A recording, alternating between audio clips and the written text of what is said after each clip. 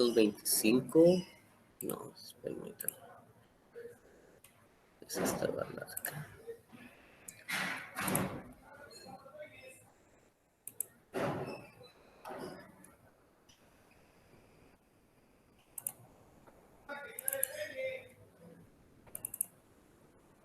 Esta es.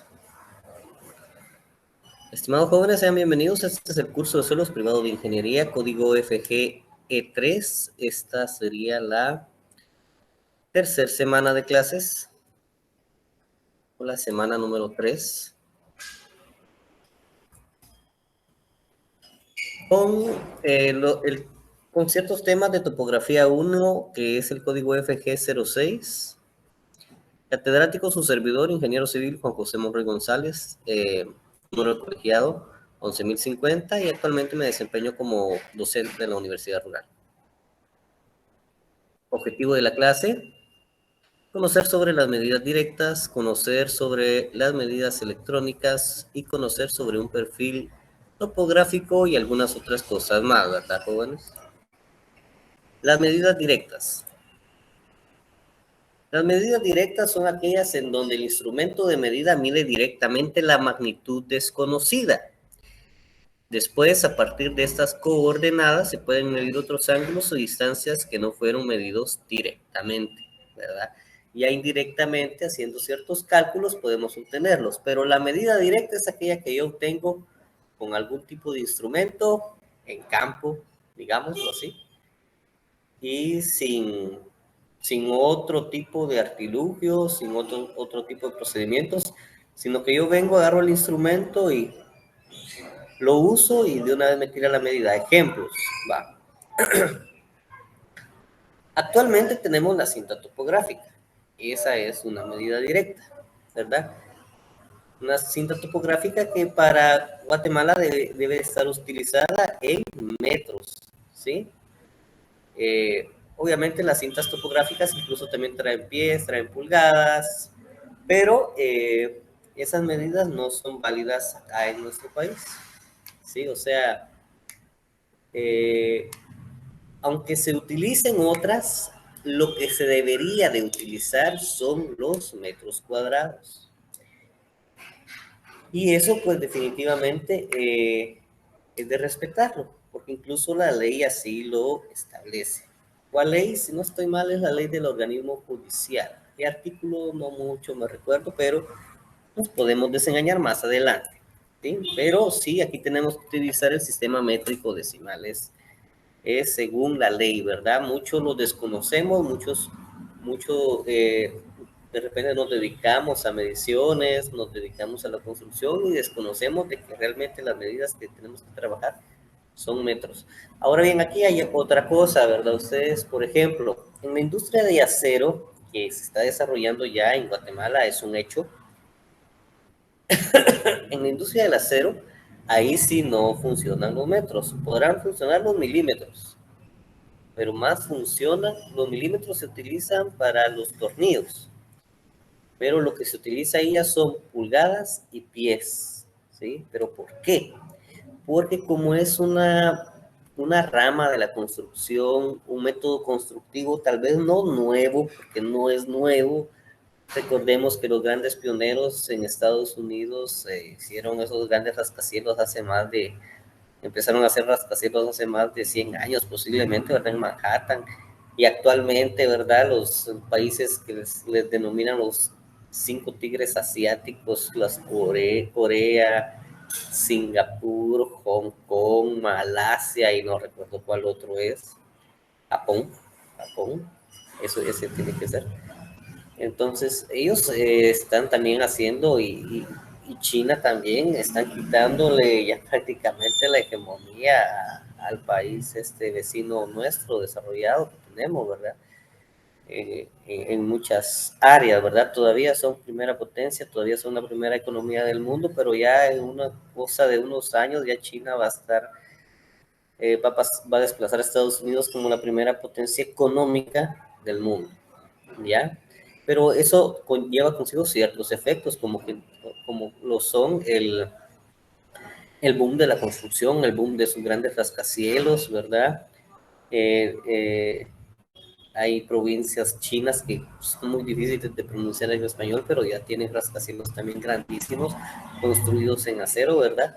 Imagino que de repente ahí también en pie se están manejando la medición, digamos, de los elementos constructivos en acero, por ejemplo, los perfiles, los tipos de vigas, sus longitudes, etcétera, etcétera, ¿verdad? Entonces, aquí en Guatemala es la única industria y un poco también las ventas de materiales de construcción vienen también eh, eh, en pies, por ejemplo, la lámina uno la compra porque es, bien, voy a hacer una pequeña pausa, voy a ver si estamos conectados, hay gente que esté recibiendo, qué alegre, hay 24 conectados y voy a continuar, ¿verdad? Entonces, las láminas las compramos en pies, la madera y tabla también viene en pies, y las libras de clavos, ¿verdad? No pedimos kilos de clavos, sino que libras, y por ahí va la cosa, ¿verdad? Entonces, todo esto viene porque por las cintas, ¿verdad? Les decía esto, actualmente con una cinta podemos medir la dimensión, digamos, de un terreno. ¿Va? Un terreno de unos 8 por 10, ¿qué tengo que hacer para medir? Pues agarrar un flexómetro, un flexómetro o metro, como les decimos más comúnmente acá, o una cinta, ¿verdad? Medimos y corroboramos que estén las medidas, por ejemplo, que dicen escrituras, que es lo que están vendiendo, ¿verdad? Y si todo está bien, ahí tranquilo, todo bonito, ¿sí? Y en metros, esa es una medida directa, ¿verdad? Otros aparatos para sacar medida directa, pues existen, ahí los vamos a ir viendo, ¿sí? Anteriormente a que el sistema métrico ya prácticamente quedara oficial, ¿sí? Solo quiero ver algo, jóvenes. Yo tengo eso, se lo voy a mostrar, permítanme. Yo tengo esto por acá.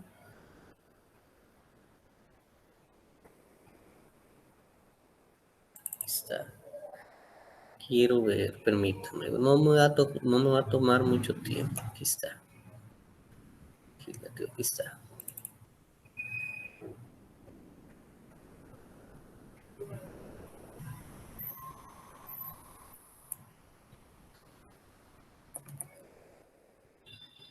Aquí está, artículo 20, miren, sistema métrico. Esta es la ley del organismo judicial. La ley del organismo judicial es la ley que le da vida a todo el aparato judicial del país. Recordémonos que el Estado guatemalteco pues tiene 3 organismos: el ejecutivo, el legislativo y el judicial, ¿verdad? El más grande pues es el ejecutivo, ¿verdad? Es el encargado de hacer cumplir las leyes, por eso se llama ejecutivo.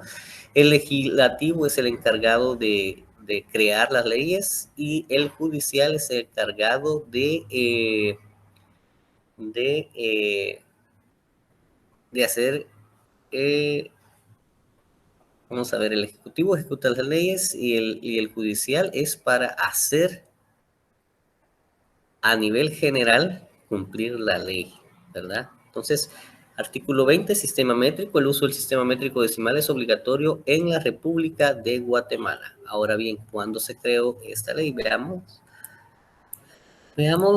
Esta fue, si no estoy mal, en los 80s, 89, ¿sí? Decreto número 2, 89. Miren, entonces desde el 89 para acá, del 89 al, ¿qué? 2019 son 30 años. Al 2021 ya son 30 y, ¿qué? 32 años prácticamente, 32 años que tiene de vigencia esta ley, ¿verdad? Entonces debemos de tomar esto en cuenta, ¿verdad? O por lo menos manejarlo ya como un concepto que ya ustedes lo conocen, ¿sí? Entonces, volviendo.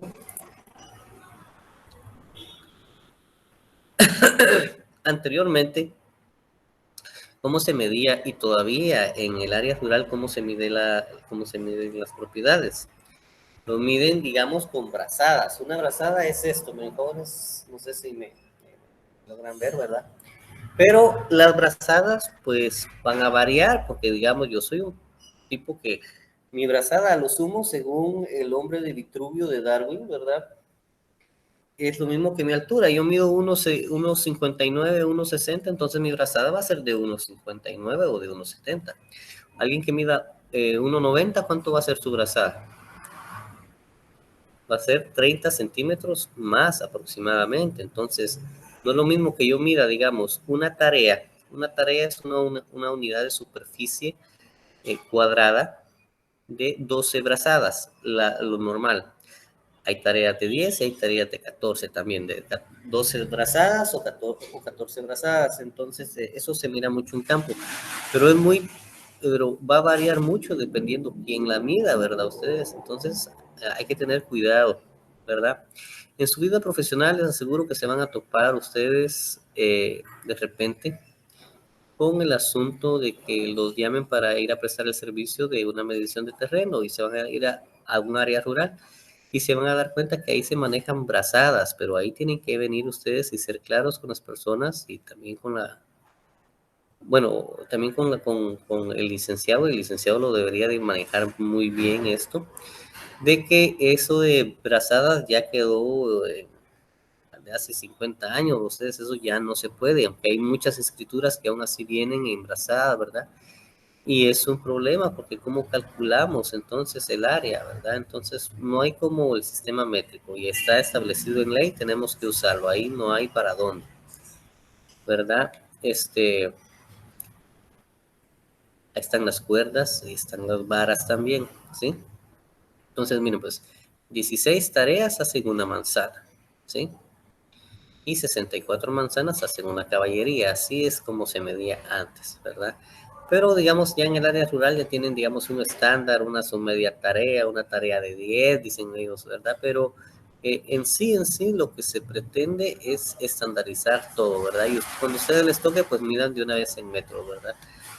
Un caso una vez, pues me hablaron para ir a medir un terreno y una, eran familias, se habían vendido entre ellos, pero el licenciado sí fue claro con estas personas y les dijo de que ya abrazadas, ya no, porque ellos embarazadas estaban haciendo la escritura. Entonces el licenciado sí les dijo, miren ustedes ya abrazadas, ya definitivamente no, y las escrituras las tenemos que dejar en metros, ¿verdad? Entonces vinieron y ahí hicieron un su medio cálculo, ¿verdad? Con el licenciado. Hay licenciados que son pilas y manejan más o menos cuánto es lo que mide una manzana. Una manzana, como no hay una medida estándar, varía, fíjense ustedes. Pero hay, hay personas que las usan a 6.989 metros cuadrados, una manzana, otros a 6.982 y otros a 7.000 cabales, ¿verdad? ¿Cuál es la diferencia? Metros, ¿verdad? Ustedes, eh, es cuestión de elección, que cuánta medida se tiene que utilizar. Y uno personal a veces, para no complicarme ni hacerme bolas, les digo a las personas de que las manzanas andan en 7.000 metros cuadrados, ¿verdad? Ese es el estándar. Entonces ya en escrituras, pues este caso que les estoy contando, pues pusieron que era manzana y media lo que se tenía que vender. Y la otra persona lo aceptó y lo vendió y pues definitivamente así quedaron las escrituras, con la novedad de que a la hora de reclamar la tierra, la persona que vendió no aceptaba que fuera tanta la tierra que él hubiera vendido, pero en escrituras estaba y ya estaba en metros, pues a mí me hablaron para ir a medir cuánto era, ya no mucho le gustó, ¿verdad? Pero era lo que yo calculé con mis aparatos y esa era la superficie de tierra que él había comprometido al haberla vendido y haberla hecho escritura y haber firmado, ¿verdad? Y son claveles, ¿verdad? Pero confiaron al fin, terminó confiando de que yo no le estaba haciendo ningún tipo de no estaba actuando de mala fe con él, sino que eran los aparatos los que estaban diciendo que esos eran, hasta ahí llegaba la manzana y media, que eran, ¿qué? 7.000 más 3.500, 10.500 metros cuadrados, ¿verdad? Entonces así sucede y son cosas del diario vivir ustedes. Mediciones electrónicas. Se usan Distanciómetros. Se usan para determinar la distancia sin contacto por medio de láser. Los distanciómetros determinan con precisión la distancia hasta el punto de medición. Se emplean en el sector industrial y especialmente en las profesiones relacionadas con la construcción, como carpintería, albañilería, cerrajería, etcétera. Ideales para mediciones en la construcción. Este es un distanciómetro. Miren ustedes, ese es un marca Bosch. Son muy son muy funcionales. Son láseres. Vienen de distintas medidas, hasta de 350 metros, de 120, de 50, de 20 metritos nada más, ¿verdad? Eso tiene que ver con la intensidad de la luz del láser, ¿sí? Pero obviamente sí sirven bastante para, incluso para medir, para agrimensura, ¿verdad? A veces es un poco tedioso estar con una cinta y hay mucho error porque si las personas no la pueden utilizar, pues eh, va a haber una catenaria, digamos, una curvatura de la cinta, y eso pues es un error, ¿verdad? Porque la medida con cinta debería de ser completamente recta, pero ya para medir por lo menos unos 20 metros ya cuesta hacer que la cinta quede completamente recta, ¿verdad? A veces incluso hasta se rompen, se revientan las cintas, ¿verdad? Pero esto ya es una opción también para poder medir con, digamos, distancias largas con el distanciómetro, ¿sí? Es funcional, aunque para medir terrenos no hay como actualmente una estación total, ¿verdad? Ustedes dependiendo qué tipo de terreno, ¿verdad? Eh, y también pues los GPS de doble frecuencia que también vamos a estar viendo. Diferencia entre una estación total y un teodolito. Un teodolito mide únicamente ángulos horizontales y verticales.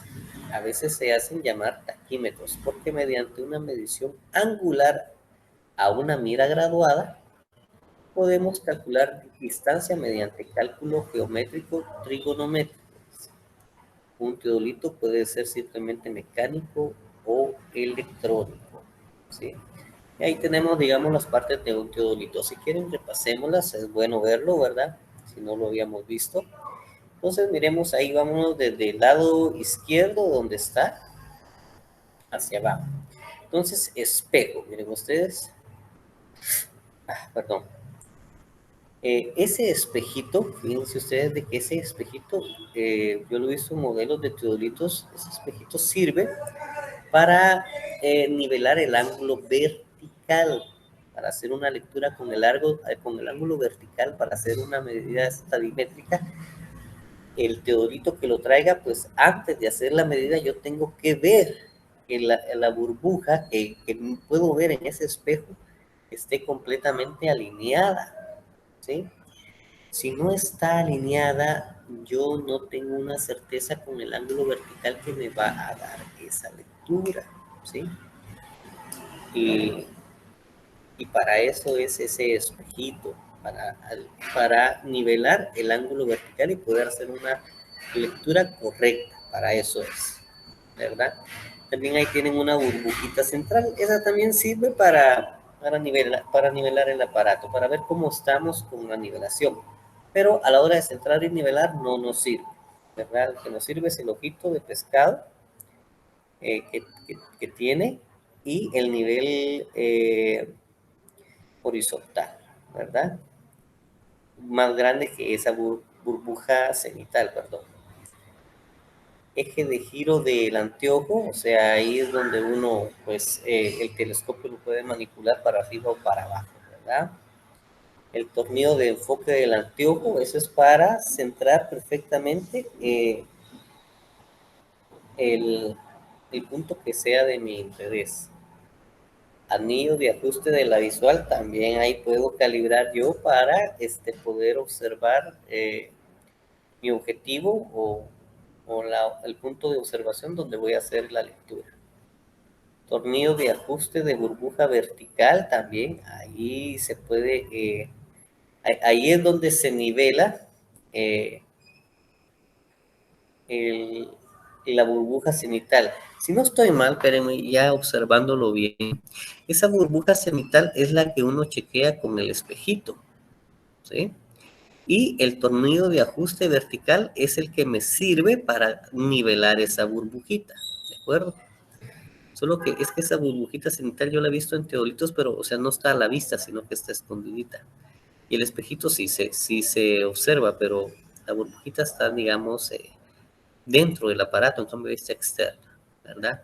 Tornillo de ajuste de burbuja vertical, ¿verdad? O sea que antes de hacer la medición yo tengo que chequear que tenga ajustado la burbuja, que esté niveladita, ¿verdad? Ahí tenemos el espejo. Ese espejo me sirve para manipularlo, ¿sí? Y poder hacer que entre luz a donde uno está observando los azimuts, ¿sí? Donde uno está haciendo las lecturas del azimut así, adentro del aparato. Sí, es para que entre luz y poder hacer bien las lecturas. Ahí está después la plomada óptica, que es la que me sirve para ver la basecita que está ahí abajo, el estacón, el centro del estacón, que como ya lo hemos visto puede ser un clavo de lámina o puede ser un estacón con una tachuelita en el centro para nivelar y centrar el aparato, ¿verdad? Esa es la plomada óptica. El tornillo de fijación aliada inferior, ¿verdad? Eso es para fijar el aparato, para que no se mueva. Tornillos pequeños de movimiento aliada inferior, eso es para afinarlo cuando uno está sacando ángulo azimutal. Los tornillos de nivelación o tornillos jalantes también se les dice, ¿verdad? Esos son para centrar y nivelar el aparato. Ahí, después al otro lado tenemos un círculo, bueno, a este lado tiene un círculo vertical. Eso también tiene que ver con el lente de ustedes para poderlo mover. A este lado, en la otra columna, en la columna más del lado derecho, vamos a irnos de arriba hacia abajo. Ocular de lectura, ahí es donde yo leo el ángulo vertical y el ángulo horizontal. Tornillo de ocular vertical, dice. Bueno, de repente ahí en uno miro el ángulo vertical y en otro miro el ángulo horizontal. En otros aparatos de una vez en un solo ocular vienen las dos medidas, ¿verdad? Solo que uno tiene que saber diferenciarlas, ¿sí? En este caso hay dos. Hay tornillo de micrómetro óptico. Ese es para ajustar la lente, fíjense ustedes, para hacer las mediciones. Y el tornillo del pequeño movimiento vertical también es para ajustar el ángulo vertical, ¿sí? La burbuja de calado grueso es la que nos sirve para centrar y nivelar el aparato, es la que está acá, es el nivel horizontal, digamos, que como se los he dicho. El tornillo de fijación del anteojo superior, dice, ese también pues ha de tener que ver también con el movimiento azimutal, ¿sí? Tornillo de pequeños movimientos de aliada superior, ese también es para afinar la lectura del ángulo azimutal. Ahí viene el soporte móvil y la placa base, ¿verdad? Bueno, existen variedad de teodolitos. Actualmente pues tenemos los teodolitos electrónicos que también facilitan bastante los trabajos. El punto es de que si nos vamos a dedicar a esto, pues tenemos que tener un aparato y a ese aparato nos tenemos que adaptar y lo tenemos que conocer. Eso se hace únicamente en base a práctica, ¿verdad ustedes? De modo de que el aparato pues funcione y se optimice de la mejor manera, ¿verdad ustedes? Pues esas son esas partes de un teodolito, las podemos observar y las podemos decir que prácticamente todos lo traen de una u otra manera, ¿verdad? Pero prácticamente todos traen eso, ¿sí? Todos los teodolitos traen los mismos tornillos, solo que de repente ubicados en diferente forma. Hay que averiguar bien si uno no tiene un manual a la mano, ¿verdad? Pero todo es cuestión de práctica. Y al agarrar práctica, pues entonces ya uno termina conociendo bien el aparato y ya termina afinándose y haciendo mediciones precisas. Estación total. La estación total puede medir ángulos y distancias de manera electrónica. y procesar trigonométricamente para darnos como mínimo coordenadas de posición en el espacio. Miren ustedes. Entonces, perdón, en sí, ¿qué es una estación total? Una estación total es un distanciómetro como el que vimos prácticamente, ¿verdad? Ustedes, solo que ahí lo trae también en el telescopio, cerca, ¿sí? Es un distanciómetro que mide las distancias, ¿sí? Pueden ser distancias completamente que estén en una horizontal, pues ya se les puede dar su ángulo, se puede medir y con ese ángulo pues sacar ya alturas, sacar distancias horizontales, ¿sí? ¿Por qué? Porque trae una computadora, trae un microprocesador adentro que la hace de una vez calcular todas las cosas para solo darme prácticamente, digamos, de importancia 3 puntos, 2 coordenadas, unas en planimetría, unas en el plano, o en planimetría, y la otra en altitud, ¿sí? Entonces, de una vez, o sea, también ahí hay un nivel de precisión, si ustedes lo logran observar, y tiene un teodolito. El teodolito, digamos que es el que va a medir los ángulos horizontales y verticales, ¿sí? Y el nivel de precisión, digamos que es el que va a sacar los niveles, ¿verdad? Para hacer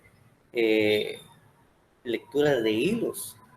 Solo que aquí ya no se usan hilos, sino que se usan prismas. Con el láser que trae, con el distanciómetro incorporado que trae, ella ya hace todos los cálculos porque tiene una computadora adentro, tiene un microprocesador que se ocupa de hacer utilizar las fórmulas y los datos que obtiene, procesarlos y tirármelos a la velocidad de la luz, ¿verdad? En una pantalla. Y de una vez yo solo le doy guardar, guardar, guardar, guardar, le pongo una descripción y guardar, guardar, porque básicamente debería de tener cuatro datos, un punto. El número de puntos sea 1, punto 2, punto 3, etc.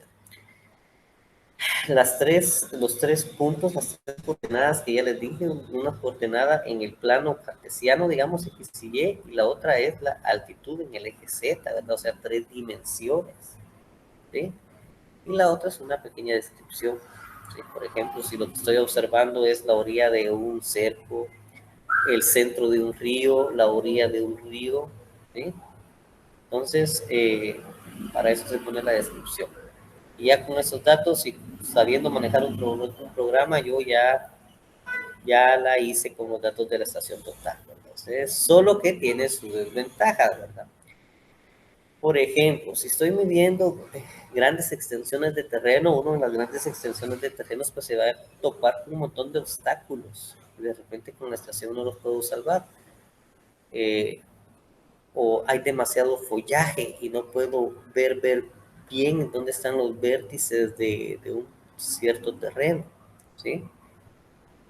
En cambio, ahí ya entra los otros aparatos, los GPS, ¿sí?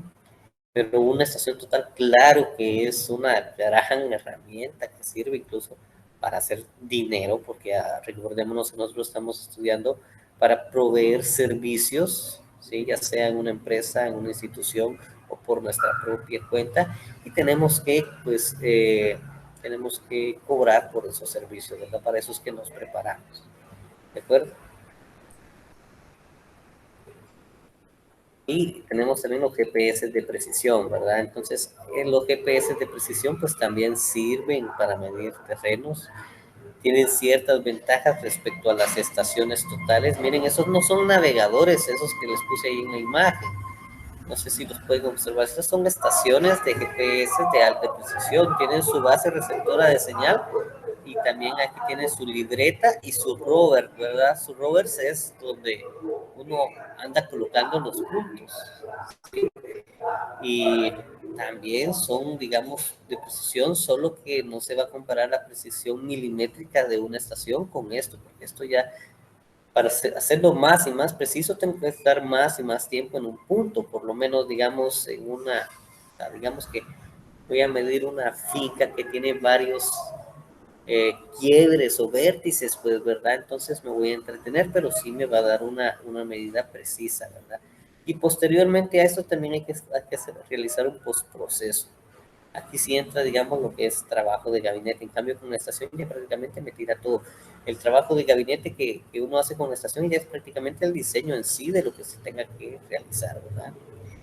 En cambio, con los GPS estos, pues sí sirven para medir, están más orientados para mediciones de terreno, ¿verdad? Pero siempre tenemos aquello de que debería de estar algo despejado el territorio, porque imagínense, en una selva bien tupida, la señal no me va a entrar ahí. Y esto con señales satelitales es que va a trabajar, ¿sí? O sea, esos aparatos reciben la misma,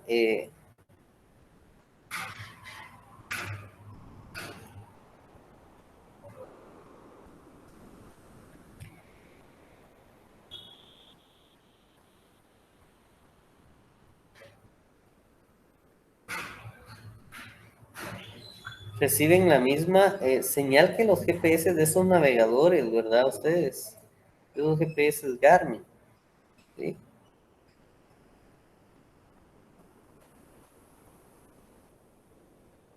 La misma señal que esos GPS, solo que estos, pues, de repente captan más satélites y procesan mejor la información que un navegador, ¿verdad?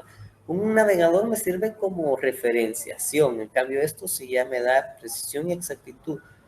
Solo que he estado viendo que de repente también la altura dan unas imprecisiones, le voy a decir, de 2 centímetros, ¿verdad? Cuando con una estación tenemos precisión de milímetros, ¿sí?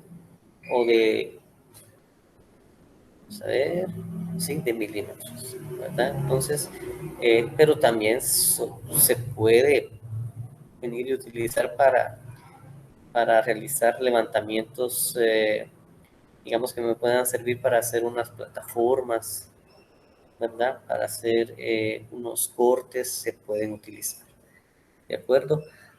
Pero digamos, siempre, o sea, ¿cuál es la diferencia? Y me voy a ir otra vez nuevamente digamos, a la medición de terreno, ¿verdad? Eh, en una zona rural, ¿verdad? Entonces, ahí pues es común que los límites, los linderos de un terreno rural, digamos, de una magnitud considerable, voy a decir algo, unas 10 manzanas, les voy a decir, este, los linderos sean cercos de alambre de púa, ¿sí? ¿Verdad? Entonces tengan varios quiebres, ¿sí? Entonces ahí nos representa cierto también atraso estar sacando tanto quiebre, pero es necesario, pues, porque lo que se pretende en una medición, pues, es obtener donde cabal vaya el lindero, ¿verdad? Donde esté el límite del terreno.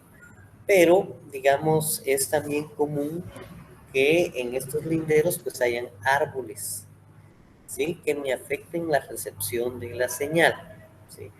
Que esté muy tupido, que esté muy tupida la vegetación, ¿verdad? Ustedes, las, los, las plantas latifoliadas que hayan sean bastante, bastante grandes.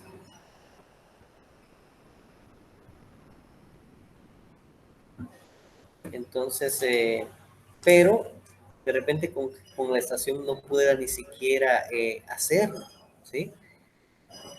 Porque se puede dar el caso, ¿verdad? De que adentro del terreno que yo estoy midiendo es demasiada la vegetación, hay demasiados árboles y tal vez podría yo ir a medir externamente, pero hay que conseguir el permiso pues, de la persona que tiene la posesión o la propiedad a la par, ¿verdad? Ustedes, donde sí se pueda medir con estación y tengo que enlazar ese punto con otra estación que tengo que ir colocando, ¿verdad? Entonces sí, definitivamente, pues sí, con ambos, con ambos aparatos se puede hacer, pero ambos tienen sus ventajas y sus desventajas, ¿verdad? Entonces, ¿De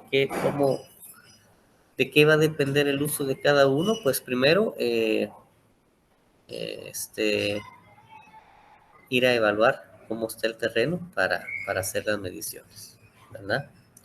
Y otra cosa, digamos una estación total, pues, claro, en un terreno plano o más o menos plano, por lo menos despejado, sí, no hay ningún problema. Pero en una ladera ustedes, y créanme que hay personas que tienen sus propiedades en laderas y ni modo, se tiene que medir, ¿verdad? Entonces ahí cuesta aún más las mediciones, ¿verdad? Entonces ahí en laderas bastante complicadas, pues sí es necesario, es más apropiado utilizar este tipo de medición. Tenemos también un concepto aquí de altimetría, también llamada ipsometría, parte de la topografía que se ocupa de la medición de las alturas. Miren ustedes, y aquí tenemos una pequeña ejemplificación. Aquí tenemos un nivel, un estadal, un banco de marca,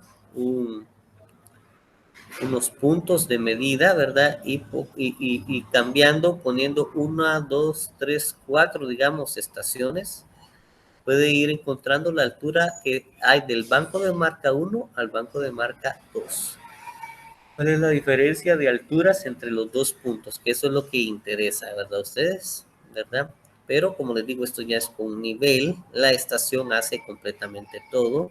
Por ejemplo, yo me coloco por acá con la estación y se van las personas eh, con el prisma directamente de un punto al otro, sin tanto movimiento así como esto, ¿verdad? Pero también es válido conocerlo, porque es necesario saber cómo es que se obtienen las medidas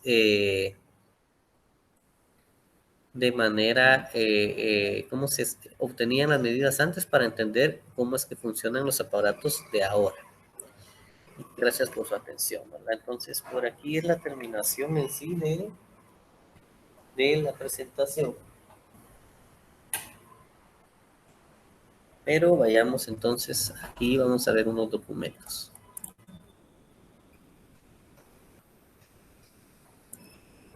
Vamos a ver siempre conceptos básicos de topografía, ¿va ustedes?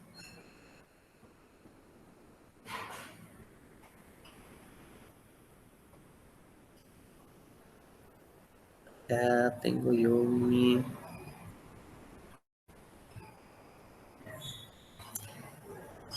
¿Qué es este?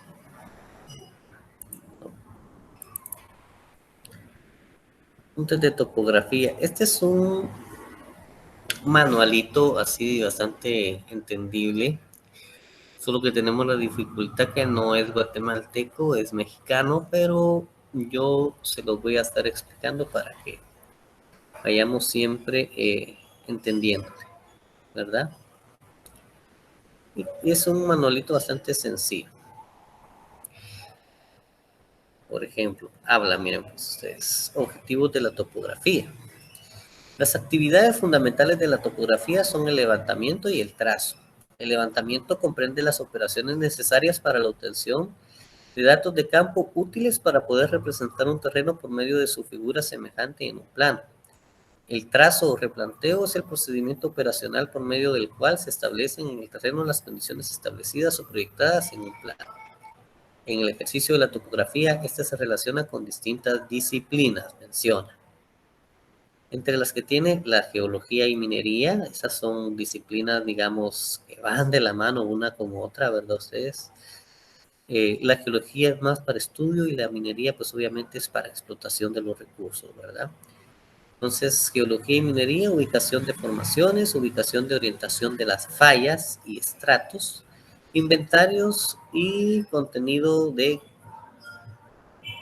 cantidades, dice aquí, saber si estoy bien yo con esa abreviatura CONT que dice ahí, ¿verdad? Entonces, ¿por qué es necesaria la topografía con la minería? Pues miren, pues a veces los minerales existen en forma de vetas, ¿sí?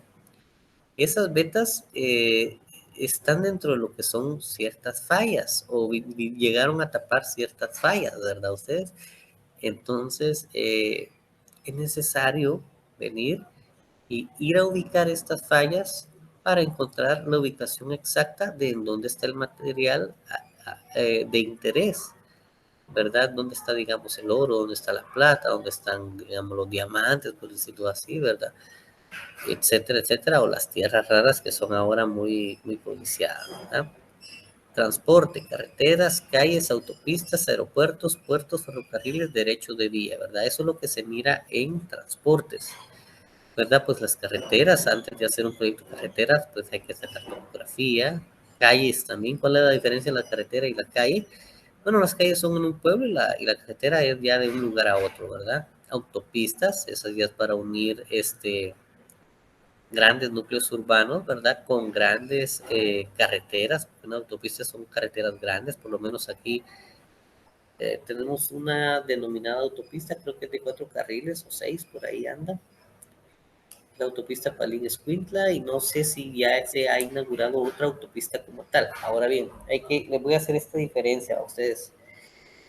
El hecho que una carretera se amplíe para que sea de 4 carriles no quiere decir que sea autopista, ¿sí? ¿Verdad? Para que sea denominada autopista tiene que tener ciertos requisitos.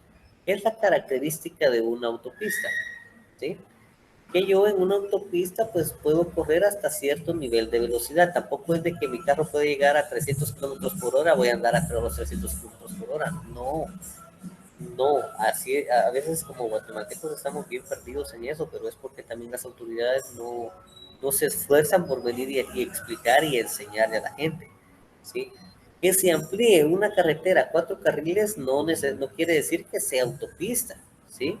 Porque otra cosa, para que sea autopista tiene que haber bastantes rectas. Si va a haber una curva, tiene que ser con un radio bastante amplio. ¿Por qué? Porque en una autopista yo tengo que andar a cierto límite de velocidad, ¿verdad?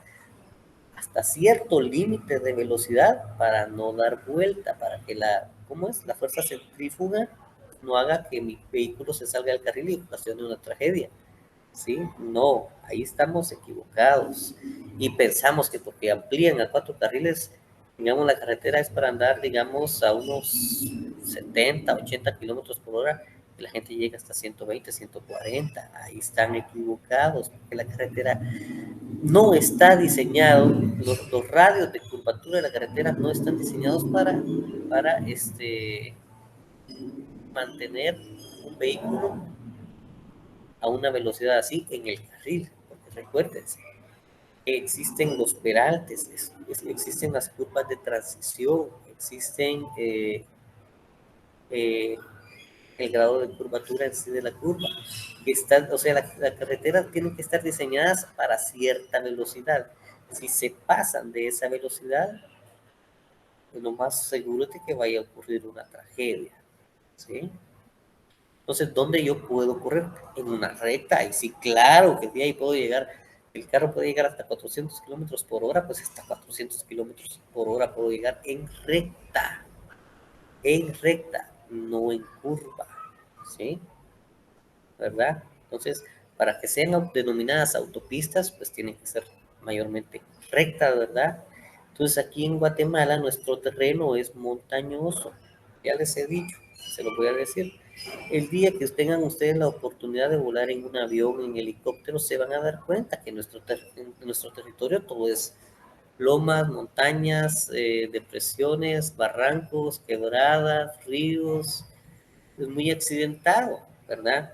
Cosa distinta, el norte de México, California, Arizona, donde es desierto y pueden andar y se pueden hacer autopistas rectísimas.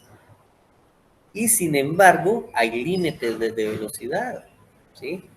Pasen ustedes de ese límite de velocidad en esas autopistas gringas y me van a contar cómo les va a ir. No se puede correr, ¿sí? A lo sumo, si no estoy mal, dependiendo del estado, varía entre 70, 80, 90 millas por hora. Que los carros sean Ferraris, Lamborghinis y Alfa Romeos, Porsche, que puedan llegar hasta los 350 kilómetros por hora, pero no se puede exceder del límite de velocidad. Para eso están las patrullas, los van a topar, les pongan en el helicóptero y se los llevó, se van a pasar sus buenos días al bote, ¿verdad? Entonces, Aguas con eso, ¿sí? Listos. Ya les expliqué por qué aquí en Guatemala solo hay una carretera, o no sé si ya hay más, pero voy a preguntar si hay más de alguna autopista, pero la única autopista como tal que existe es la autopista Parín-Escuintla, en donde, si no estoy mal, el límite de velocidad anda en los 120 kilómetros por hora, ¿verdad? Vamos a ver, voy a hacer un cálculo.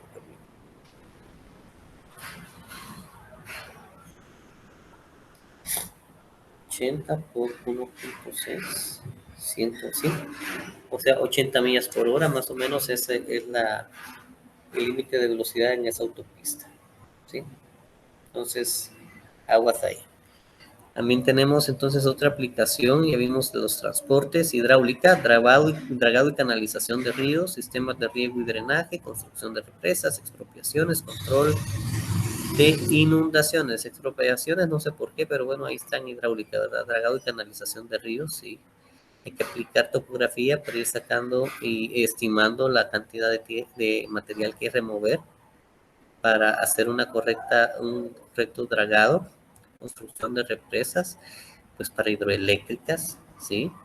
Para hidroeléctricas, incluso también en minería, hay veces que hacer represas para contener ciertas aguas que han pasado por un proceso industrial, ¿verdad?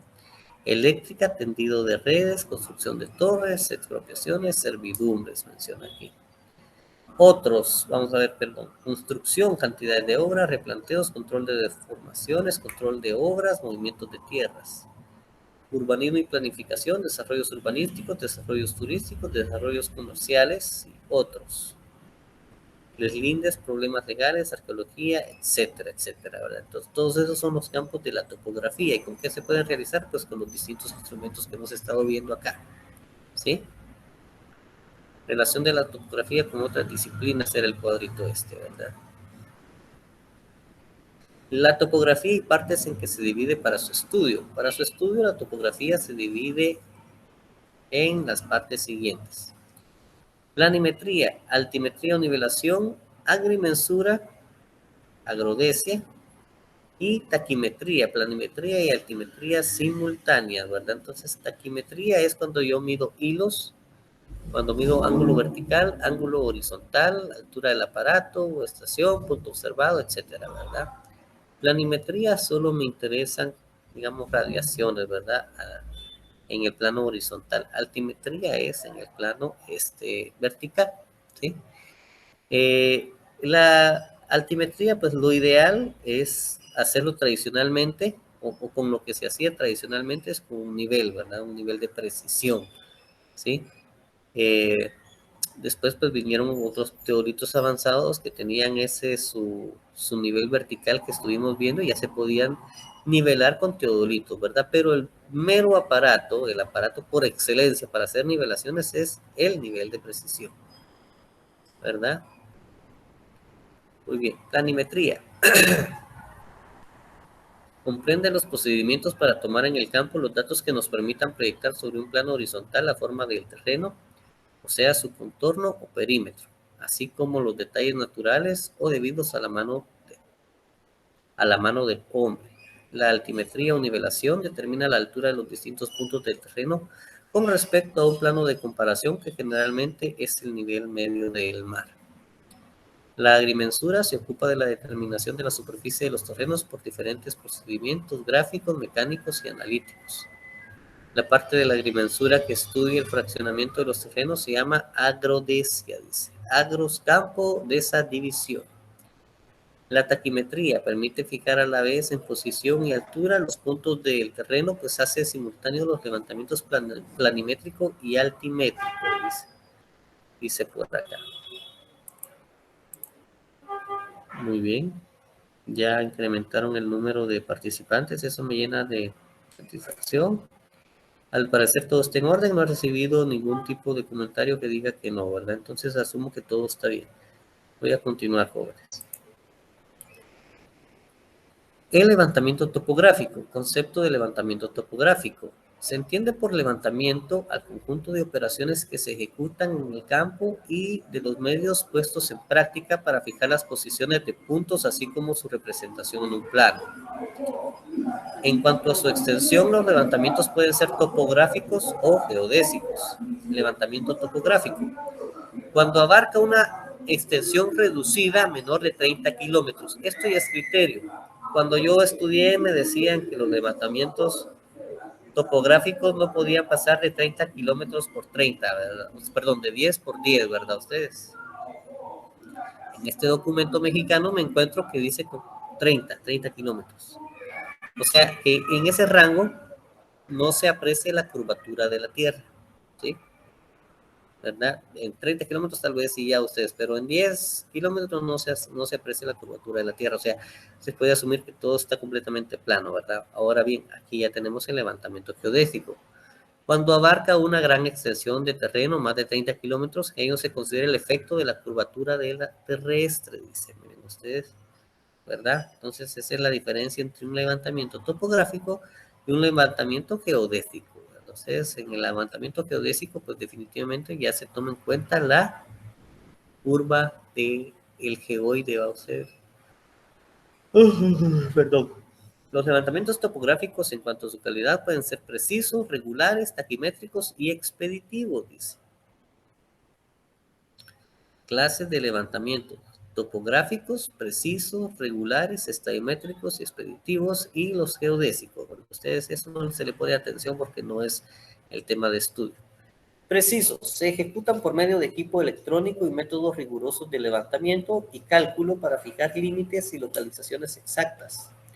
Control para grandes obras de infraestructura, trazo de complejos habitacionales o industriales, etc. Regulares: se realizan por medio de poligonales levantadas con tránsito y cinta. Se usan para levantar linderos de propiedades en el control de obra, urbanización e introducción de servicios municipales. Estadimétricos, en los cuales las distancias se miden por procedimientos indirectos empleando tránsito y estadal. Estos levantamientos se aplican en trabajos previos al trazo de vías de comunicación, predios rústicos de detalle y relleno y configuración. Expeditivos, se realizan con aparatos portátiles poco precisos como brújulas, podómetros, medición de distancias a pasos, estimación de magnitudes a ojo, etc. Estos levantamientos se emplean en reconocimientos y trabajos de exploración, dicen, miren ustedes. Entonces ahí está esa clasificación que tienen este documentito mexicano. Sistemas de unidades. En México, para efectos de la topografía, se utiliza el Sistema Internacional de Unidades, ¿verdad? Unidades de longitud. La unidad fundamental es el metro, por lo que todas las dimensiones, coordenadas y niveles se expresan en esta unidad, a menos que por alguna práctica en contrario se tenga que recurrir a otras unidades. Unidades de superficie. Se emplea como unidad de medida el metro cuadrado. Para propósito de define de terreno, se emplea también las siguientes unidades. Miren ustedes, esas unidades que están ahorita, que vamos a ver, también son muy comunes encontrárselas en planos de registro, ¿sí? Una centiárea es un metro cuadrado. Un área son 100 metros cuadrados. Una hectárea, que es 100 metros lineales por 100 metros lineales, son 10,000 metros cuadrados. Miren ustedes. Una miniárea son 1,000,000 de metros cuadrados. Miriárea es 1,000,000 de metros cuadrados. Y un kilómetro cuadrado es 1,000,000 también de metros cuadrados, ¿verdad ustedes?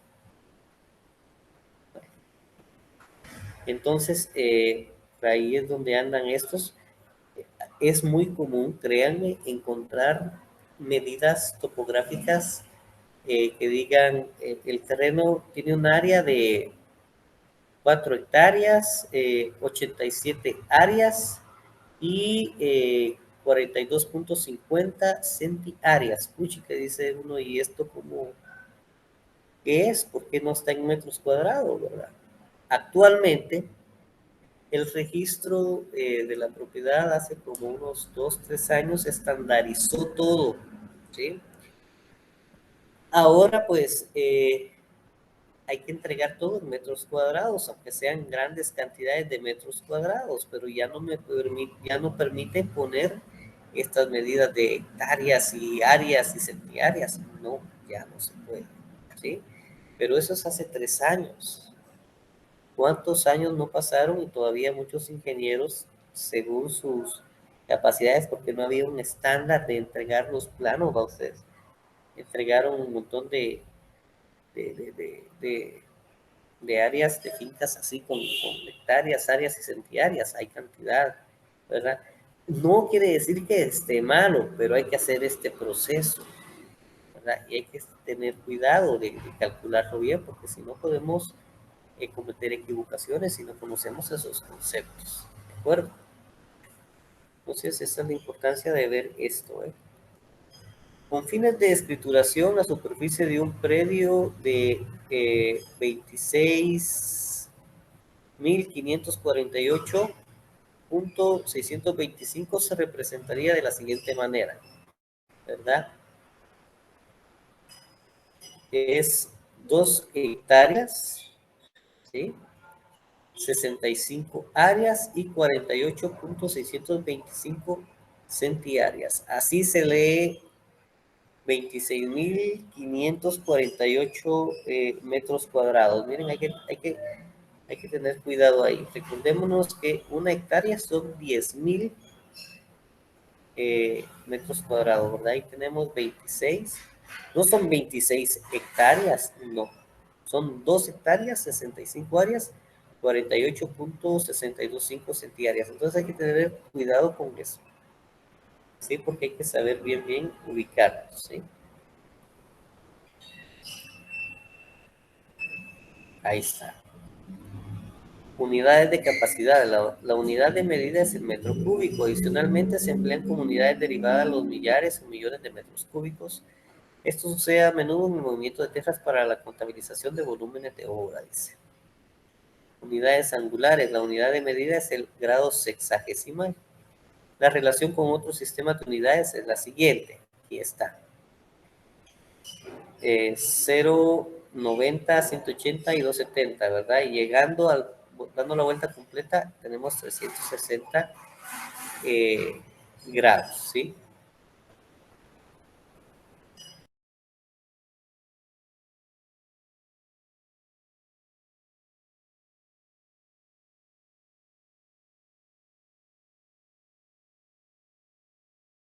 Y grados centesimales, ahí está también la equivalencia, ¿verdad? En los grados centesimales, los cuadrantes están divididos 100, 100, 100, 100. En los sexagesimales son 90, 180, 270 y 360, ¿verdad? Perdón. Sistema sexagesimal. La diferencia es dividida en 360 partes. La unidad básica es el grado, que se subdivide en 60 minutos y el minuto se subdivide en 60 segundos. Este sistema es el empleado casi exclusivamente en la práctica topográfica en México, dice, y predomina sobre todo los demás en el resto del mundo. Su uso es bastante generalizado. Las correlaciones de las unidades de tiempo y de arco en astronomía, bueno, eso ya es sistema centesimal, eso no lo voy a mencionar porque eso ni se mira aquí. Hay unas conversioncitas por ahí necesarias. Elemento geográfico, dice. Para determinar la posición de un punto sobre la superficie terrestre se hace por medio de medidas, que son 2 distancias y una elevación.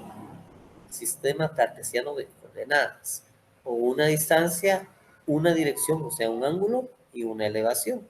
Sistema de coordenadas polares, ¿verdad? Los sistemas de referencia empleados en topografía consideran a los planos del meridiano, del horizonte y el vertical.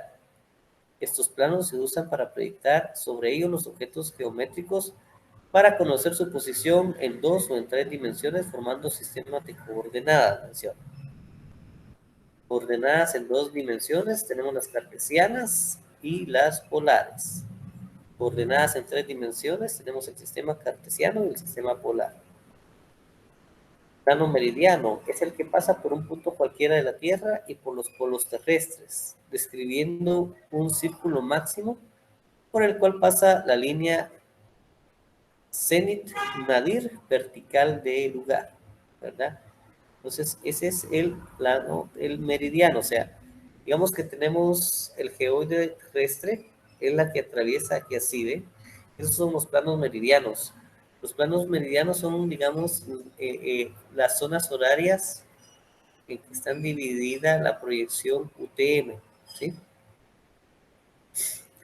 Plano del horizonte es un plano perpendicular a la vertical que pasa por un punto cualquiera de la Tierra, describiendo otro círculo máximo. Dice, ahora ese ya es aquí, así. Ese es el plano del horizonte. Aquí. El zenit nadir es aquí. Zenit es hacia arriba y nadir hacia abajo.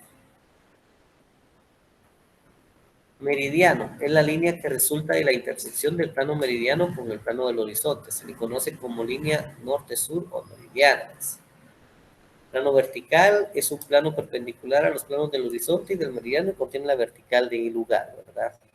Ahí tenemos también ejemplos de coordenadas cartesianas, aquí está, ¿sí? Norte, este, ¿sí? Y tenemos la coordenada en Z, ¿verdad? Aquí está. ¿Sí? Aquí tenemos cómo está, y tenemos en Z. Y ahí lo tenemos representado en 3 dimensiones un punto. Las coordenadas polares tienen una coordenada, tienen un ángulo, o sea, una dirección, y también hay profundidad a ustedes, o sea, están las 3 dimensiones también. Coordenadas geográficas. Las coordenadas geográficas, latitud y longitud, vamos a ver si no estoy mal, latitud teta, longitud no me recuerdo cómo se llama esta letra griega. Se emplean para localizar un punto específico en el globo terrestre. El ecuador es un paralelo desde el que se mide la latitud, equidista de los polos y divide al globo en hemisferio norte y hemisferio sur. La longitud define la localización de un punto al este u oeste de otra línea de referencia, el meridiano de Greenwich. A diferencia de las líneas de latitud que se van acortando a medida que se acerca a los polos, todas las líneas de longitud o meridianos miden igual de norte a sur y convergen en los polos. Cualquier punto del globo se puede describir en términos de distancia angular desde los puntos de referencia del ecuador, 0 grados de latitud, y del meridiano de Greenwich, 0 grados de longitud. Aquí está. Entonces aquí tenemos la latitud, estamos es el plano del horizonte. Miren ustedes, aquí está Ecuador, aquí está el Ecuador, ¿verdad? Ustedes, aquí en Sudamérica tenemos un país que se llama Ecuador, que representa, digamos, la línea que parte al globo terrestre, ¿verdad? Y tenemos la longitud va del polo norte al polo sur, ¿verdad? Y así está representado. El meridiano de Greenwich es la longitud 0, ¿sí? El meridiano de Greenwich se llama así porque pasa sobre Londres, cabal, si no estoy mal, sobre la torre del Big Bang, creo yo, o la torre del Parlamento, por ahí. Es donde se tomó arbitrariamente, en ese tiempo era una potencia Inglaterra, ¿va ustedes? Y tenía muchas colonias, y ellos fueron los matemáticos de ellos, o los geógrafos, o los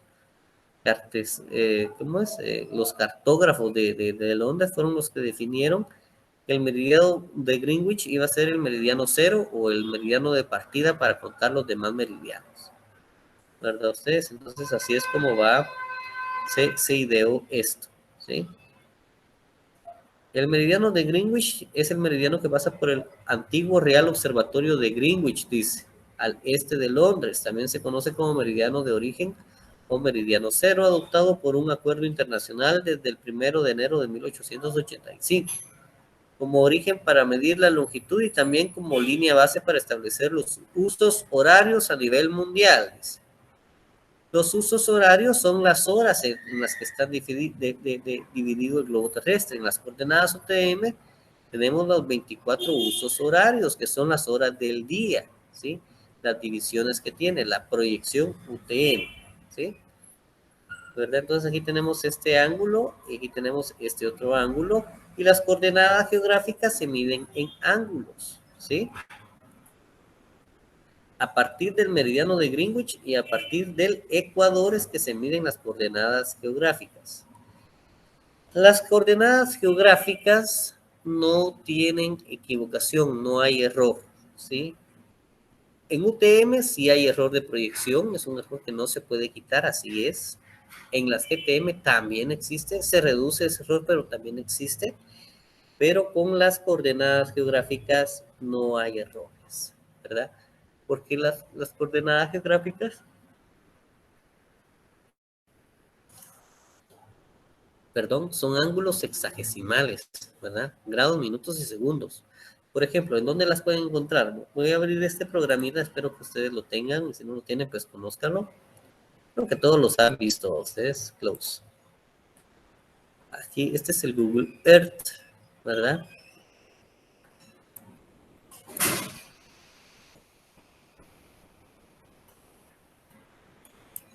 Aquí está, este es, digamos, aquí está representado el territorio nacional guatemalteco. Ustedes por aquí está.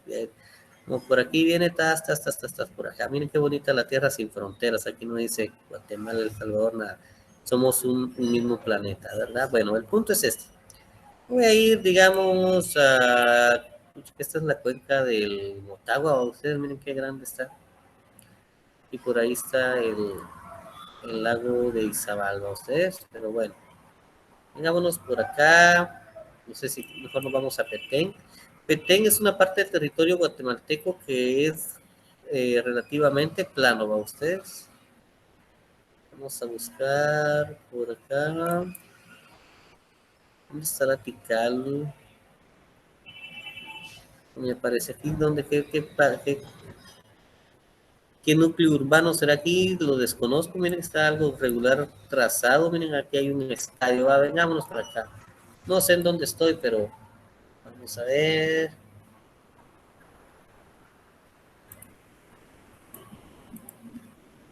Aquí vamos a ver si me dice San Francisco, Petén. Yo dije que es Petén todavía o será ya México. No, estamos en Petén. San Francisco. Muy bien, veamos algo. Entonces, ahorita yo tengo configurado esto en coordenadas UTM. No, perdón, en geográficas, fíjense ustedes, y aquí me aparece, miren. Entonces, en geográficas yo tengo 16 grados, 47 minutos, 52.78, digamos, me voy a ubicar aquí sobre el estadio que se me hizo. Aquí está. Este es el estadio de San Francisco Petén, aquí como que está el cementerio, miren ustedes.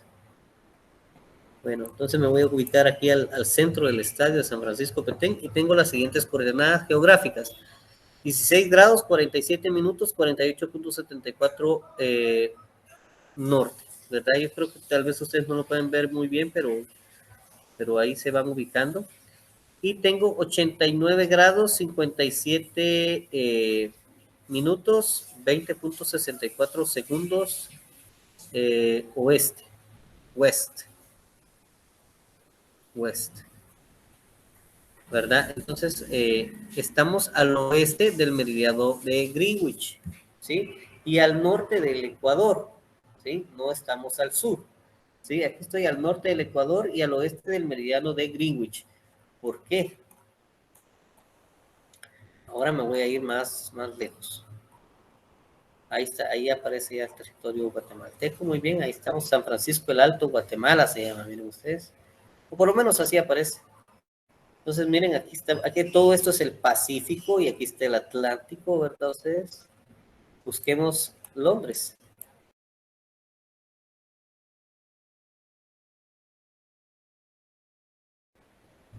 Aquí está Londres, aquí está Londres.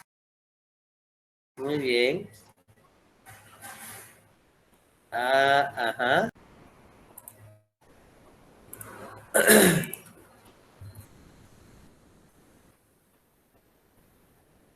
Eastern, ajá, entonces, west, ahí está, entonces si no estoy mal. Regresando acá, entonces estamos al oeste de, solo que, ay. Entonces, el meridiano de Greenwich, aquí va, miren ustedes, ¿sí? Aquí está Londres, y se empieza a contar de aquí para acá, ¿verdad? Entonces, Ámsterdam y Holanda deberían de estar en la zona número 1. Nosotros estamos, según el UTM, La proyección UTM, estamos en la zona 15 y la zona 16. A ustedes, aquí se me hizo ya un molote esto por ahorita. Ahí estamos. Entonces aquí estamos, ¿eh? Entonces falta para llegar, tenemos entonces 16, 17, 18, 19. Miremos aquí, Brasil tendría que estar en varias zonas horarias, tal vez, vamos a ver, 16, 17, 18, 19 y 20 tal vez. Miremos acá. Aquí puedo cambiar yo, miren ustedes, voy a Tools, Options, y aquí cambio a Universal Transversal de Mercator, aplicar, ok. Y ya estoy viendo yo cierta diferencia, miren ustedes. Zona 22, aquí está, miren ustedes, estamos 24, 23, 22, 21, 20, 19, miren ustedes. En esas zonas estamos aquí. Brasil está en esas zonas. 21, 22, 27, 24 y 29, 30, 31, 32, 34, 35 zonas. No, aquí está mal esto. Aquí está la primera. Me falta ver algo, fíjense ustedes.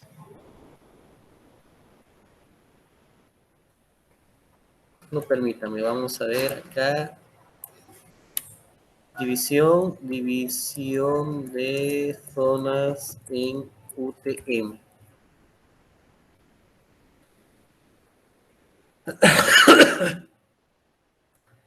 Las UTM de Europa están acá.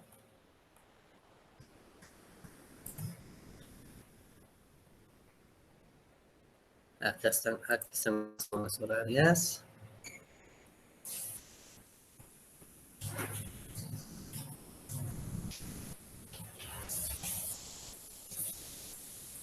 Bien, llega hasta las 60, fíjense ustedes.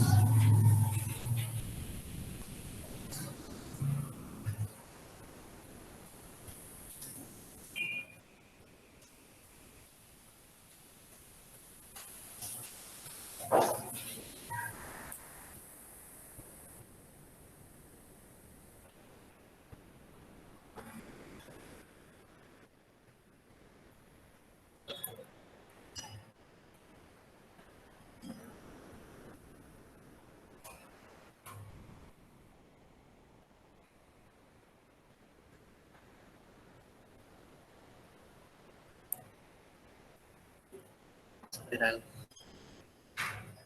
Se observa mejor. No, la calidad de la imagen es muy baja, pero sí tiene 60 zonas horarias, fíjense, jóvenes. 60 zonas horarias tiene. Entonces, yo estaba asumiendo que tenía las horas de reloj, pero no. Porque lo estaba asumiendo porque nuestro día tiene 24 horas, ¿verdad? Y de alguna manera estaba relacionando yo que se podían en UTM dividir en las 24 horas, pero no, lo divide en 60. Esto le da aún más precisión a la proyección, porque recuérdense lo que se busca con estas proyecciones, y eso es lo que, y por lo que siempre va a haber error de precisión, es por esto. Digamos, yo tengo una naranja, ¿sí? Y me pongo a quitarle toda la cáscara. Yo en un rectángulo jamás voy a poder hacer que quepa bien esa cáscara, sino que me va a quedar toda así con sus vueltas. Ahí sí me queda bien superficial, pero en un rectángulo jamás la voy a poder articular. Claro que si yo la naranja me pongo a partirla y ahí sí ya la voy a acomodar bien, pero ya va a perder las ubicaciones en donde está cada punto. No sé si me explico, ¿sí? Entonces, con 60 zonas, la predicción UTM lo que hace es ser un poco más precisa. Al venir y colocar la superficie terrestre, que no es esférica tampoco, pero casi se asemeja la superficie terrestre, o sea, el globo terrestre no es esférico, es un geoide, ¿sí? Un geoide quiere decir que tiene varias protuberancias, pero que por, sistema, por cosas de la naturaleza astronómica, ¿verdad? Quedó girando en el espacio y por como fue girando, se asemeja a una esfera, pero no es esférico completamente, ¿verdad ustedes? Entonces, las zonas UTM son 60 y aquí están. Guatemala se encuentra en la zona 15 y 16. Y por eso, como no está en una sola zona horaria, cierto error. Por lo tanto, las coordenadas GTM vienen y se adaptan a modo de que todo el territorio nacional quede en una solita faja de esas. O sea, la proyección GTM es una adaptación de la proyección UTM, moviendo sus zonas, haciendo que eh, todo el territorio guatemalteco quede en una sola banda, así como está aquí. Espero que me estén viendo esto, ¿verdad? Entonces, no, me corrijo, las zonas UTM no son 24, son 60, y aquí está bien explicado, y por eso el Google Earth tira 60 zonas también, ¿verdad ustedes? Entonces, volvamos nosotros a nuestro territorio guatemalteco nuevamente, y busquemos a San Francisco el Alto, ¿sí? Estaba por acá, si no estoy mal, La Libertad, aquí está San Francisco el Alto, dice. Vámonos al campo de fútbol, aquí está, sí. Lo vamos a poner bien al norte, y aquí está, al centro. Mis coordenadas geográficas son estas que están acá, zona 16. Dice aquí, ¿por qué tienes aquí? No sé, aquí está, perdón. Esa es la zona 186705.58, es la coordenada este, y la coordenada norte es 185949.26 norte, ¿verdad? Metros. Esa es otra particularidad que tienen las UTM y las GTM, que uno se está moviendo en metros, ¿verdad? Ahora bien, cuando yo cambio y me coloco en grados, minutos y segundos, yo ya no tengo metros, tengo coordenadas geográficas que están en grados, minutos y segundos, ¿verdad? Ustedes, perdón. Entonces, las UTM en metros y las geográficas en grados, minutos y segundos, ¿verdad? Y la elevación siempre la registra, por lo menos en Google Earth, siempre la registra en 216 metros, ¿verdad? Ustedes. Y ahí estaríamos con las coordenadas del campo de San Francisco el Alto en Petén, ¿verdad ustedes? ¿Verdad? Bonito, bonito, bonito. Muy bien.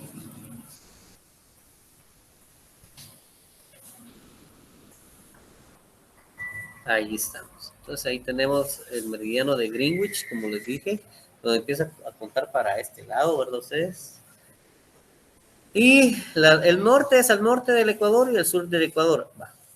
Otro ejemplito que les quería poner. Nosotros estamos al norte del Ecuador, ¿va? Ustedes, por lo tanto, en el Google Earth nos aparece al norte, la coordenada norte, ¿verdad? Pero ¿qué sucede si ahora nos vamos de Guatemala, nos vamos a Tierra del Fuego, Chile, la Patagonia? ¿Va? Ustedes, nos vamos busquemos a Valparaíso, ese es un puerto muy famoso. Aparece bastante en las novelas de los autores estos chilenos, ¿va? Ustedes. Era un puerto bastante cosmopolita y universal. Entonces aquí está Valparaíso, esta es la provincia de Valparaíso. Nos vamos acá y aquí tenemos, si logran apreciar, que tal vez no lo van a ver, pero aquí se ve, 32 grados, 33 minutos, 26.36 segundos sur, ¿verdad? 71, 27, 21.44 oeste. West es oeste, ¿verdad? Este es Eastern en inglés, ¿verdad? Ustedes, y ahí está una elevación de 102 metros, ¿verdad? Ensayar. Adonepeltis serrata se llama este puertecito, está aquí a orilla, tiene una playita mera bonita por acá, ¿verdad? Esto es en Chile, ¿verdad? Ustedes, Tierra del Fuego, ¿sí? Antofagasta, también estaba por ahí también, Valparaíso, aquí está, este es el puerto de Valparaíso, ¿sí? En tiempos coloniales, pues también fueron muy importantes todas estas localidades, ¿no? Ustedes. Y aquí está, aquí tenemos Argentina también, aquí está Uruguay, ustedes, Buenos Aires, también está al sur, ¿de acuerdo? Entonces esto es para entender estos conceptos fundamentales, por eso es de que estamos aquí ya en Guatemala, estamos ya al norte, ¿va? Ustedes, esto es para que nos veamos de que todo lo que está escrito acá, pues no está solo escrito porque sí, ¿verdad? Y se ve reflejado en los programitas estos que se encuentran en la web, ¿verdad? Para comprobar lo que así efectivamente es. Las coordenadas geográficas se pueden representar en cartas o mapas. En la siguiente figura se representa la porción de una carta topográfica de la Ciudad de México, dice. Escala 1:50,000, publicada por el INEGI, la cual contiene las coordenadas geográficas en los bordes del dibujo negro y alternado con blanco a intervalos de 1 grado, etcétera, etcétera, etcétera, ¿verdad? Esta es una hoja 1:50,000, también son muy famosas aquí en Guatemala, ¿verdad? Las hojas 1:50,000, pues anteriormente, cuando uno trabajaba sin tanta tecnología, pues servían mucho para ir definiendo caminos. Recordémonos de que Guatemala prácticamente estuvo mucho tiempo en guerra, pues lo voy a mencionar, ¿verdad? Entonces hacía falta tener mucho acceso a las comunidades, ¿sí? Las comunidades demandaban, bueno, el Estado debería hacernos una carretera, ¿cómo vamos a formar parte del territorio guatemalteco si ni siquiera estamos conectados, nos tienen olvidados, etcétera, etcétera, etcétera, ¿verdad? Entonces anteriormente, que no había tanta tecnología como lo hay ahora, esas hojas, unos 50,000, vienen y están aquí en Guatemala tal vez desde los 50, 60 y 70, ¿verdad? Las fabricaba el IGN. Y aparte que los gringos cartografiaron todo el continente, ¿no? Ustedes por temor a una guerra también, ¿verdad? Recordémonos que la Segunda Guerra Mundial fue un parteaguas en la civilización de todo el mundo, ¿verdad? Ahí se dieron muchas ideas que actualmente todavía nos guían, ¿verdad? Solo que ahora ya estamos más orientados al mercantilismo global, ¿verdad? Ustedes, eso es lo que se busca actualmente, que nuestros productos puedan llegar a cualquier parte del mundo para poder nosotros venderlos y tener nuestras ganancias, ¿verdad? Ustedes. Pero todo en la Segunda Guerra Mundial, pues se tenía temor a otra guerra. Los gringos, recuérdense que también se vino la Guerra Fría. Los gringos temían de que Rusia en algún momento dado declarase la guerra abiertamente y pues tuvieron que cartografiar todo el continente americano para ellos controlar bien su territorio a la hora de una invasión, por dónde les iban a llegar, por dónde ellos podían responder, etcétera, etcétera, etcétera, ¿verdad? Entonces, de esa manera fue que se cartografió todo, ¿verdad?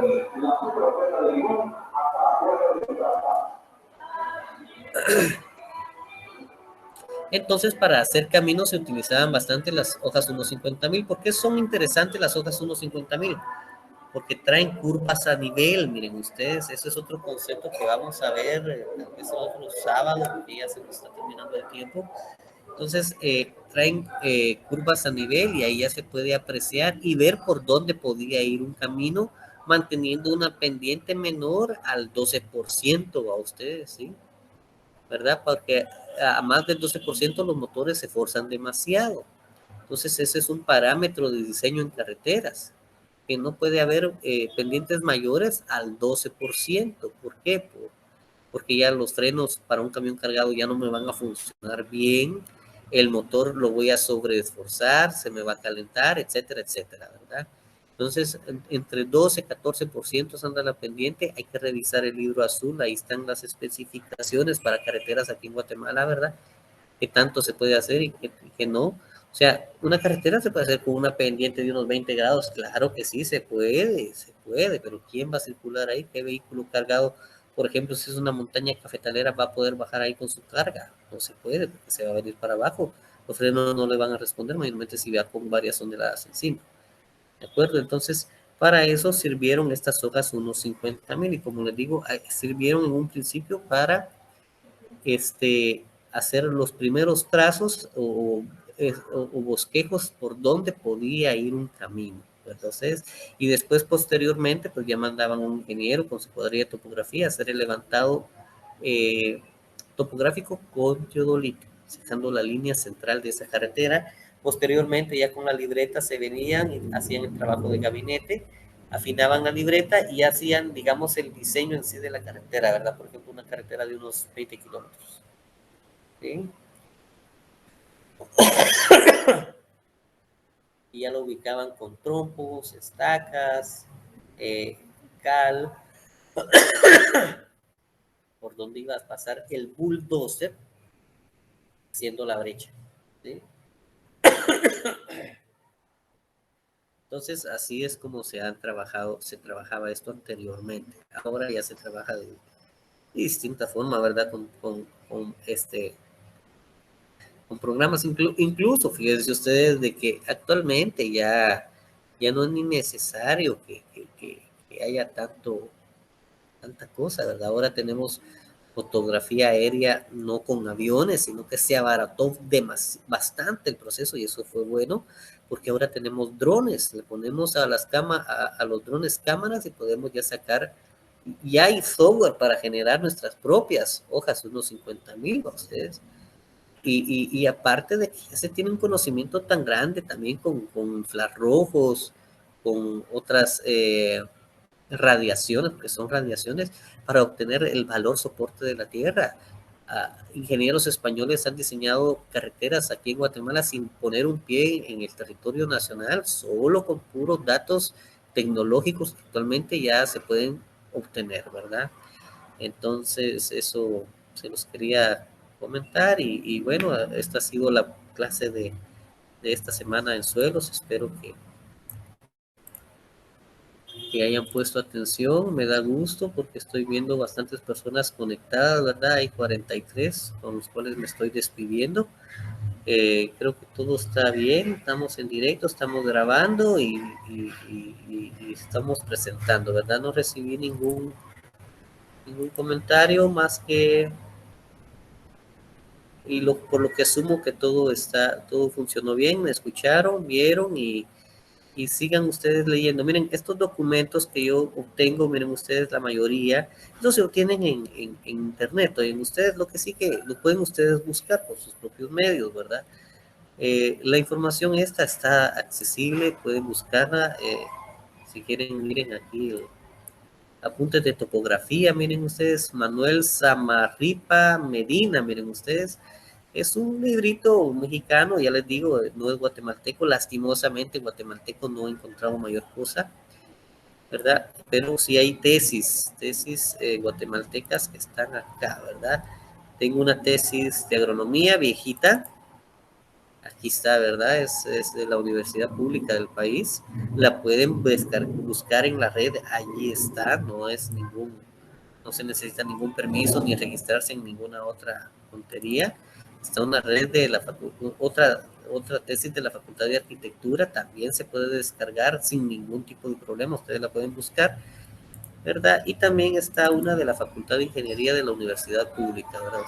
Ustedes también la pueden buscar. Estas tesis están escritas a máquina, todavía no había PDF en esos entonces, ¿verdad? Entonces, desde ya los insto a que vayan buscando, investigando y aprendiendo. Para mí ha sido un verdadero gusto y que Dios me los bendiga, jóvenes.